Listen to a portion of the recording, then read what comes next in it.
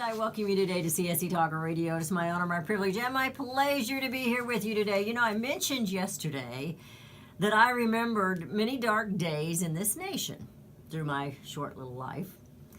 And when a day of great loss happens, we remember it vividly.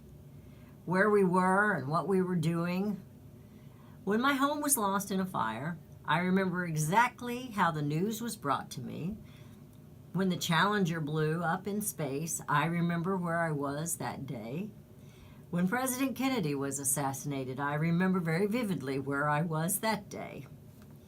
When the planes flew into the trade buildings, I remember exactly where I was. The day my home burned, I had been to town. I had a prenatal check, I was 8 months pregnant, and I had my 4-year-old with me. My daddy stopped me on the highway. They feared it for me if I was to drive home and see the fire, what might happen. So he told me the news, and I was crying.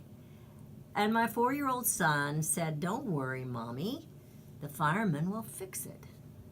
And I said, "They can't fix this one, honey. The heroes can't fix, but they can rescue." When this nation was attacked, the heroes ran to the chaos, not away from it. They ran to the danger.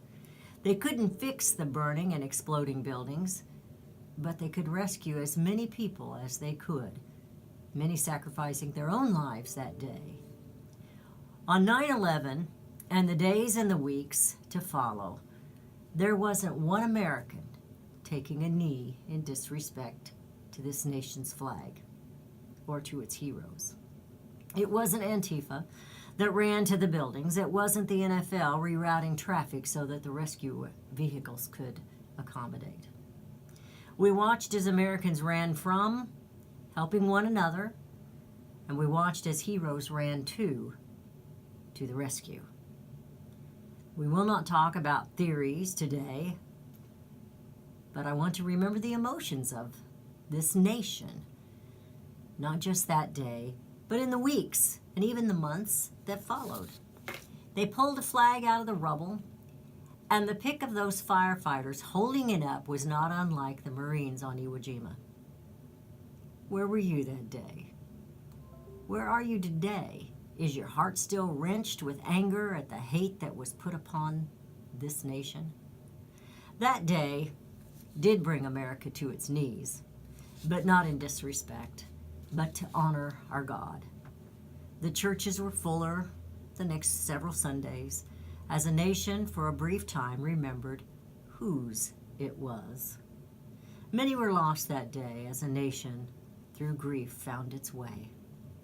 Today the nation seems again to be lost and has lost its way. America, we should be on our knees in prayer and in praise, is our best combat in these days of despair.